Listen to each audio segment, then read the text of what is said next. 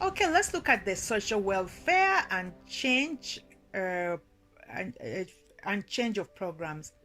Mali is at least on Mali, at least on paper, provides an extensive welfare system. Workers are entitled to retirement benefits, health care, sick leave, maternity leave, and other forms of compensation. The actual realization of the welfare program is often significantly hampered by the state's limited resources. Furthermore, many aspects of the social welfare system, even if it's fully operational, would affect only wage workers, who constitute a minority of overall Malian worker population. However, social welfare remains at the center of the government's agenda.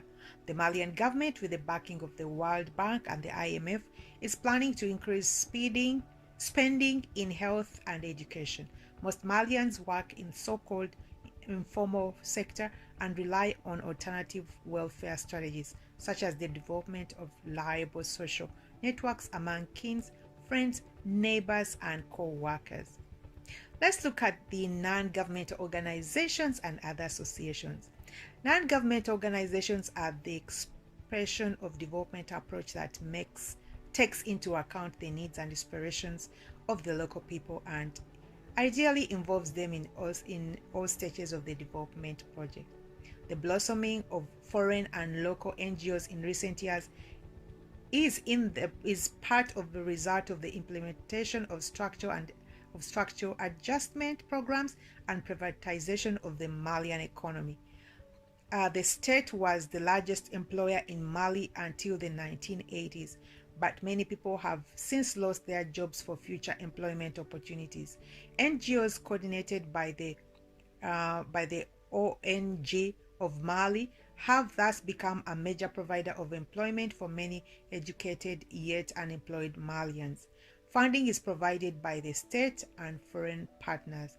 NGO projects include literacy programs, wealth training programs, initiatives to alleviate rural women's work burdens, reforestation programs, and initiatives to support the decentralization of state institutions. Well, the whole privatization of state institutions really did affect a lot of countries on the African continent. A lot of people that were employed by government lost their jobs, and the privatization has really.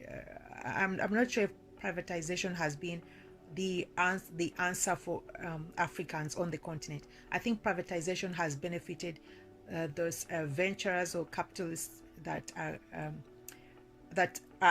the few that are within African countries, but most of the majority are foreign business companies that are coming in and buying up state-owned companies in the name of privatization, but that's not benefiting. They're not employing.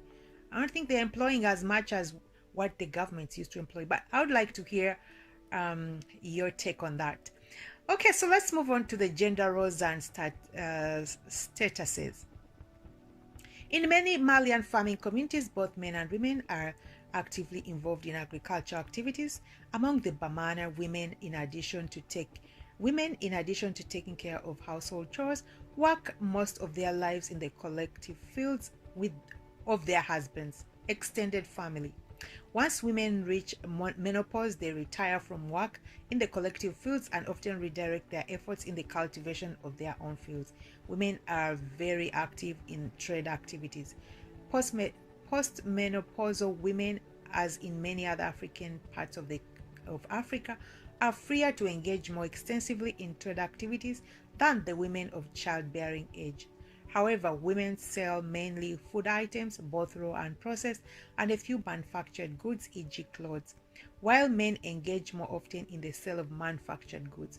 In other words, women's access to market participation tends to be limited to a series of economic activities which are scarcely lucrative, or at least less so if compared to the business in which men engage. In the cities, women continue to take care of most of the household chores, as well as be actively involved in petty trade. Rural girls prior to their marriage are often employed as maids in the cities in order to accumulate goods for the constitution of their own dowry. Koyon minen. Women are underemployed in the formal economy, although some studies have recently shown that women are well represented in certain professions such as law. From a political standpoint, under the single-party system, women associations have experienced some of the same limits that affected other groups such as youth associations and workers' associations, and have often had to promote the party's interest over women's own agenda. After the coup of 1991, an impressive number of women associations were created.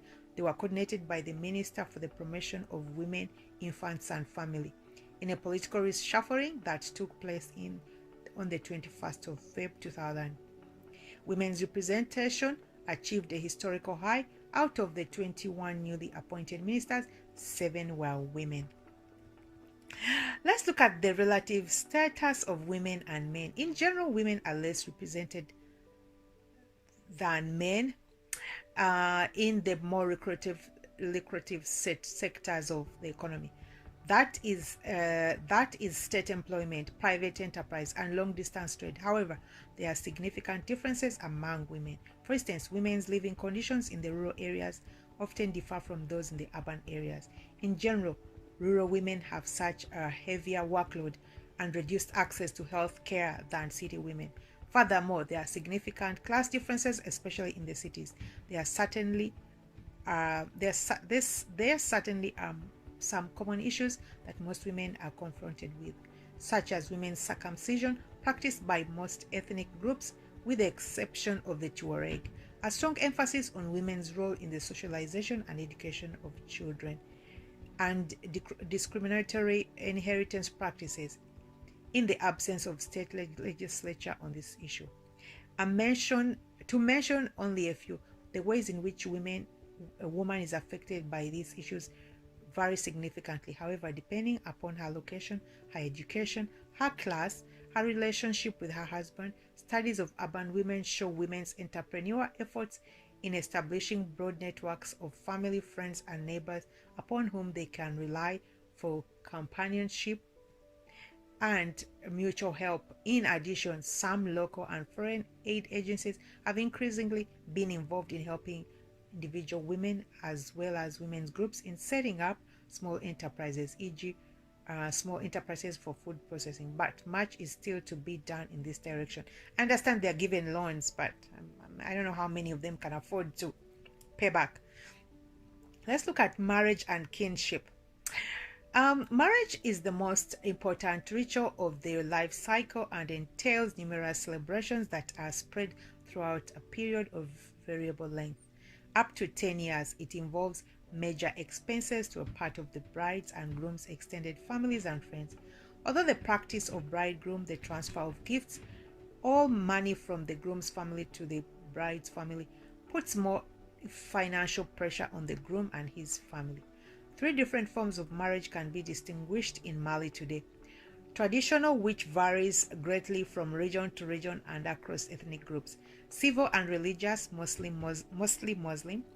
In cities, many couples see the ideal marriage as one that has been legitimized traditionally, civilly or religiously.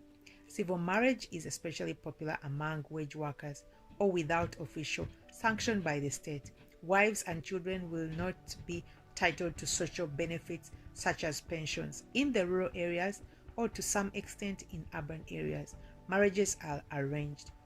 This practice reflects the importance of establishing alliances between families over individual preferences.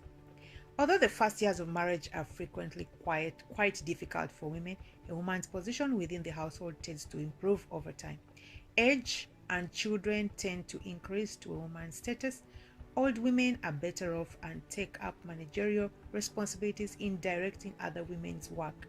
Noteworthy is the fact that husbands and wives manage their revenues independently. It allows the management of household is the outcome of a negotiation between husband and wives as to whom is going to assume which responsibilities.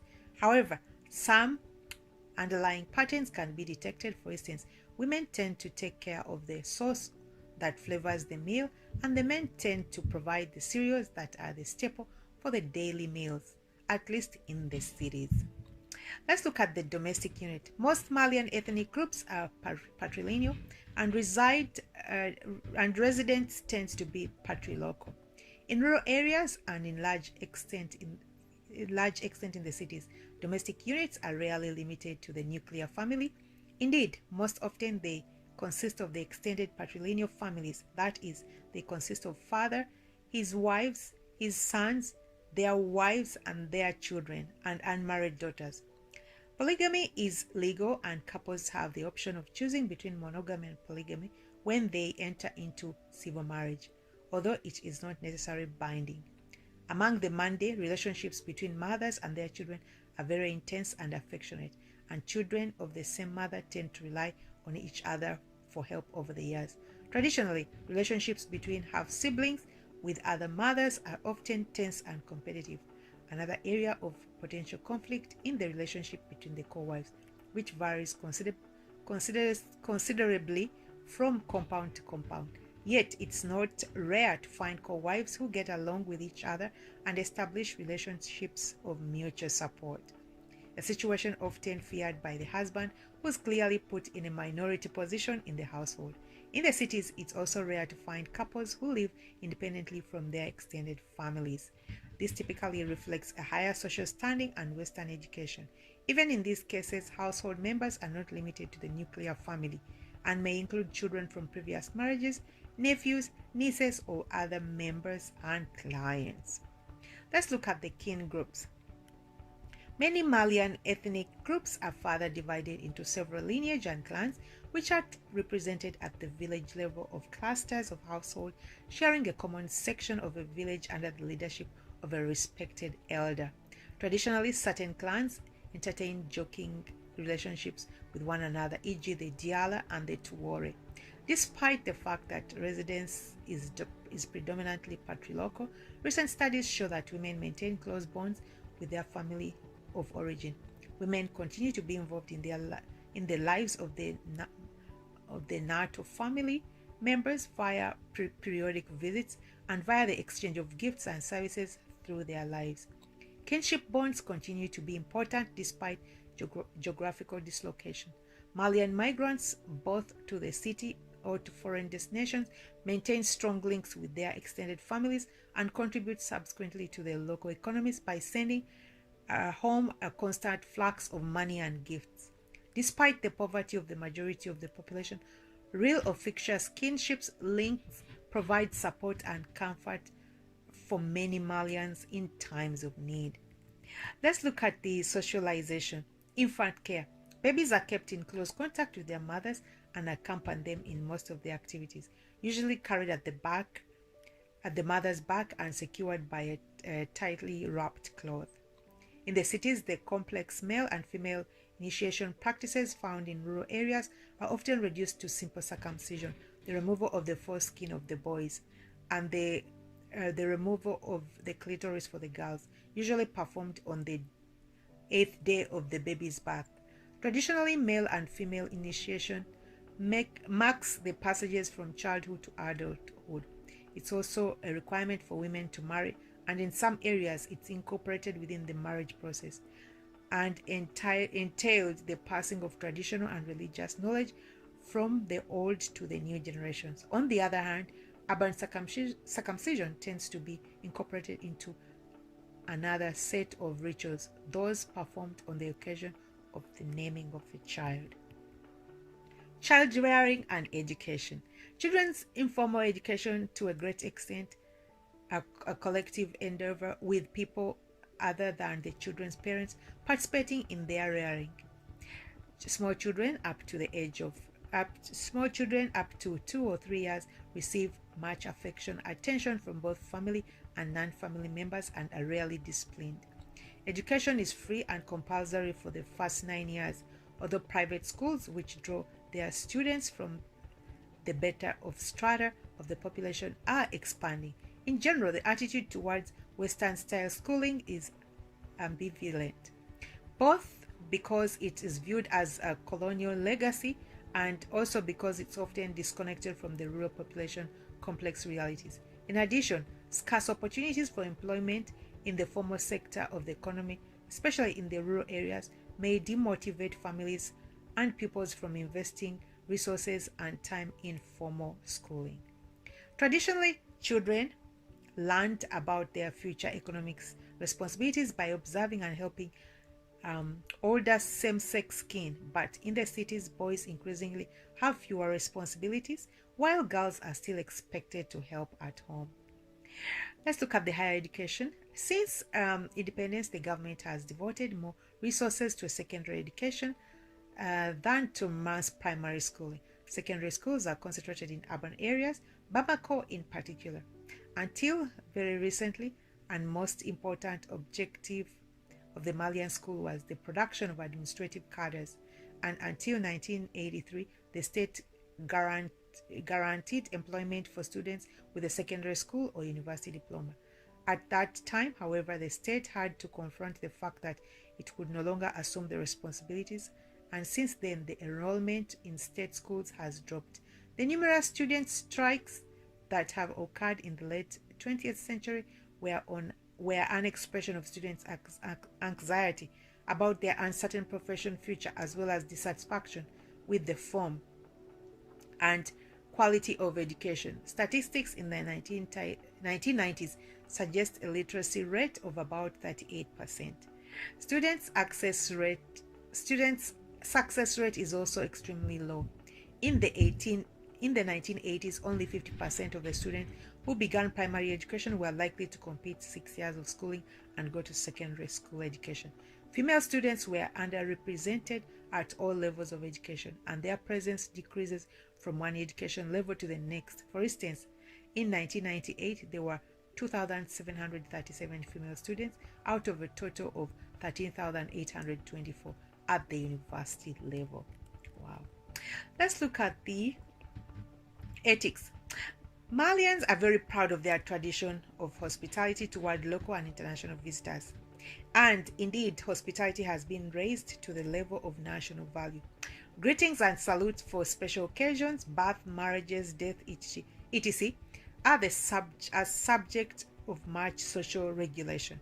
They symbolize an individual's education and his or her concern and respect for others, with younger people typically expected to imitate the greeting as a sign of respect of their elders. Foreign travelers who learn at least a few greetings in Banama or other local languages have their efforts warmly acknowledged by the local people. The majority of the Malian population is Muslim, and foreign travelers, both men and women, are encouraged to be sensitive to the local dress, e.g., wearing of shorts is discouraged for both men and women. Gift giving and sharing of resources are some of the axioms upon which Malian society is based. Consequently, one's integration in the Malian society requires the learning of the complex grammar of the gift giving. A different set of rules govern people's behavior in marketplaces where the initial prices are typically inflated and bartering is an expected ratio. Let's look at religion. An estimated 80% of the Malian population is Muslim, while the others practice Christianity, 1%, or following traditional religions or practices, that is 19%. Islam has been present in this area since the 8th century, but until the coming of the French, its practice was mostly restricted to merchants, clerics, and rulers and the elites of the great Western African empires that blossomed in the area.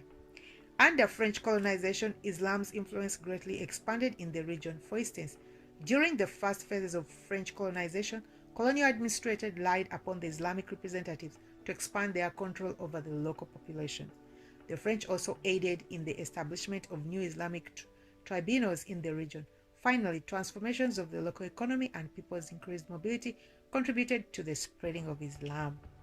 Today, Mali is a secular state, but religion, and in particular national Islamic religious organizations, play an important role in the life of the country.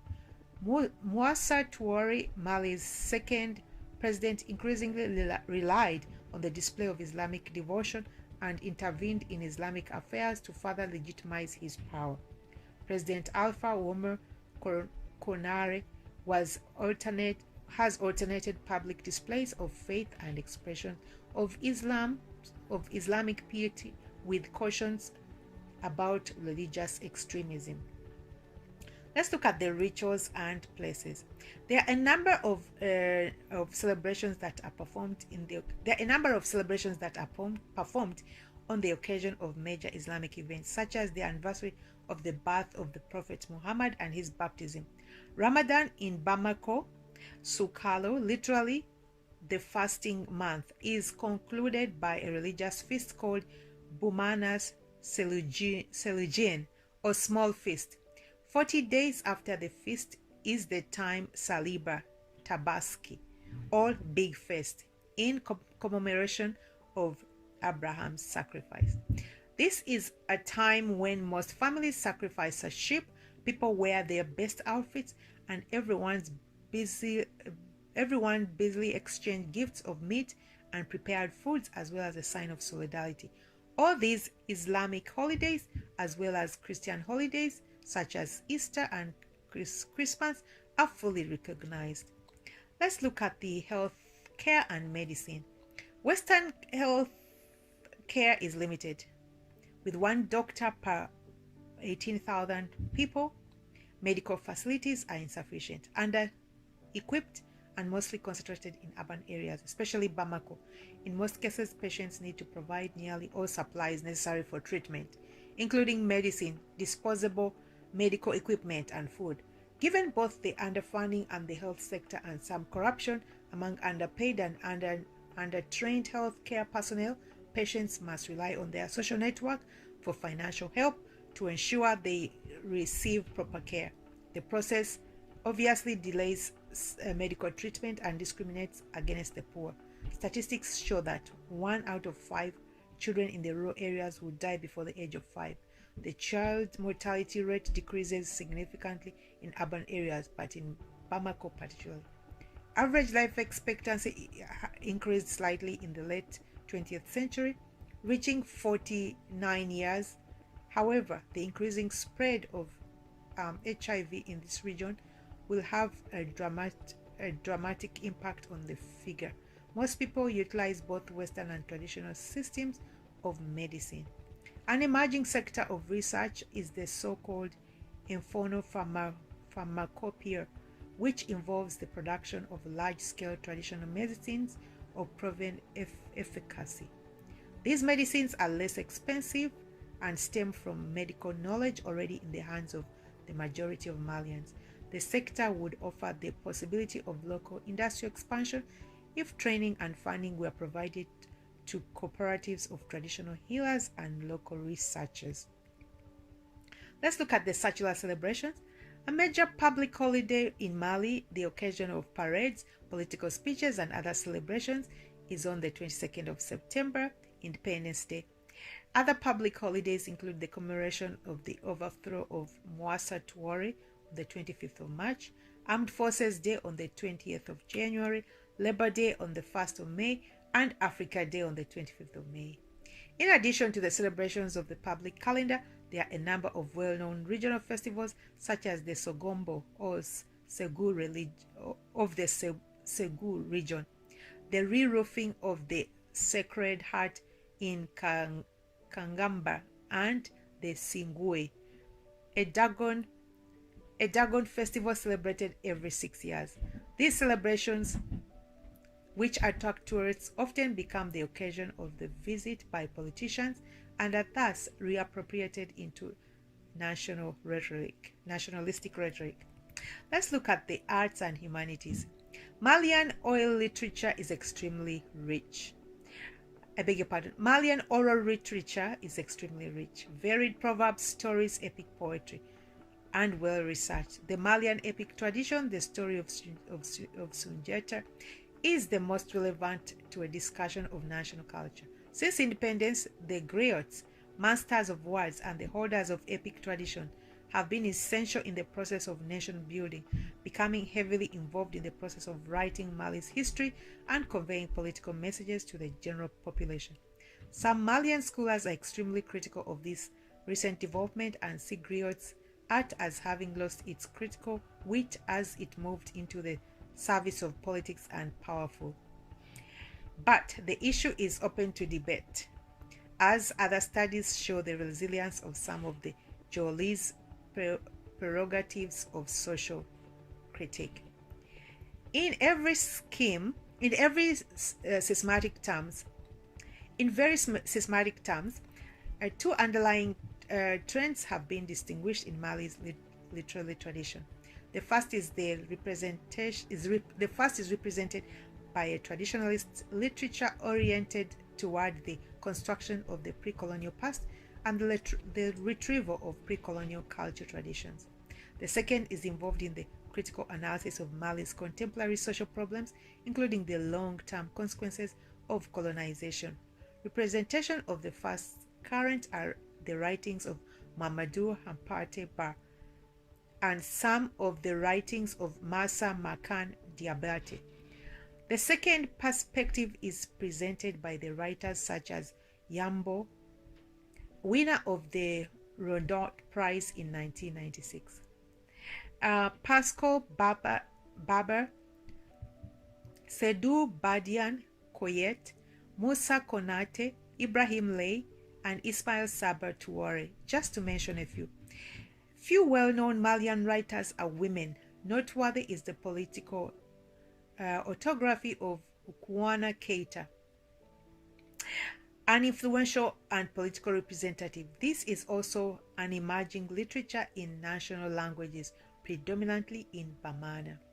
Let's look at the graphic arts. Malian poetry, sculpture, and textile traditions, in particular Bogolafini, hand-woven cotton bands decorated with dyes and mud and sewn together to make clothes, are extremely diverse and have been the subject of numerous studies. A visit to the Museum of Mali in Bamar provides visitors with an appreciation of the richness of Mali's artistic traditions. Let's look at the performance arts. In terms of the quality and success of Malian musicians, it suffices to mention stars of international reputation such as Shalif Keita, Ali Farka Toure, Ouamu Sangare, and Ami Koita. Extremely active, and with the significant implication of development, is the predominantly comic theatre tradition in Mali, known as the Koteber. Finally, Malian artists have also distinguished themselves as film directors, including Souleymane Cissé, Sheikh Oumar Sissoko, Adama Brado, and Kadiotu Konate. Let's look at the state of the physical and social sciences. The Institute is in charge of coordinating research in Mali. The Institute in charge of coordinating research in Mali is the Center of the National Research Science and Technology. It is not directly involved in research activities but coordinates other existing research institutions, such as the Institute of Science and Humanities, and sees the publication of research results. Most research projects in Mali are development-oriented and are concentrated in the areas of agriculture and health. In addition, in the absence of sufficient state funding, Malian researchers are heavily dependent on external aid for training, research, and publication. Assuming it's properly funded, the creation of the University of Mali, constituted in 1993, has the potential to open up more opportunities for the development of local research. All right, so we've come to the end of our fun and interesting facts about Mali, read to you by yours truly, Christine, courtesy of Exhibit Africa Ubuntu Initiative, compiled by everyculture.com. I want to thank you so much for watching up to the end. Please, if you've missed my previous series on about other different African countries, we started off with Algeria. We're going in alphabetical order and we're currently on Mali. So if you've missed any other countries in between, feel free to check out my YouTube channel. Until then, ciao for now.